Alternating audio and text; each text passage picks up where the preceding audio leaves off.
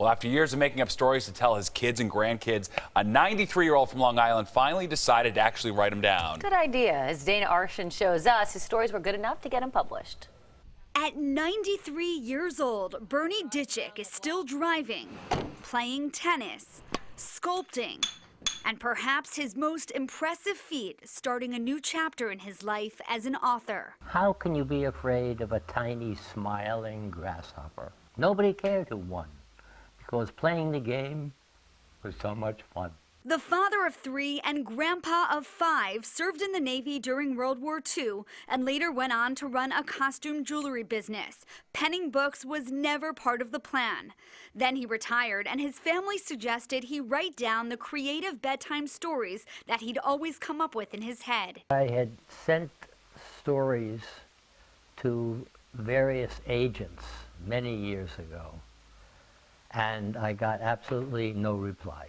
At his home in Island Park, Bernie read to us from Grandpa Bernie's bedtime stories. It's his first book to be published after nearly a decade of trying to convince an agency to take a chance on him. Before that, he gave out copies of these books that he bound himself. Bernie's granddaughter Emily has always been in awe of his tenacity. It's so exciting. I mean, we never thought that this opportunity would happen for him. He just enjoyed telling us stories for our whole lives.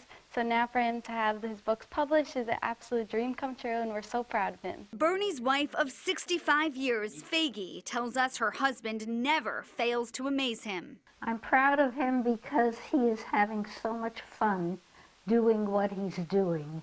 And he really enjoys sitting in that chair and just writing whatever comes to him. The passionate author always gets emotional when he talks about his writing.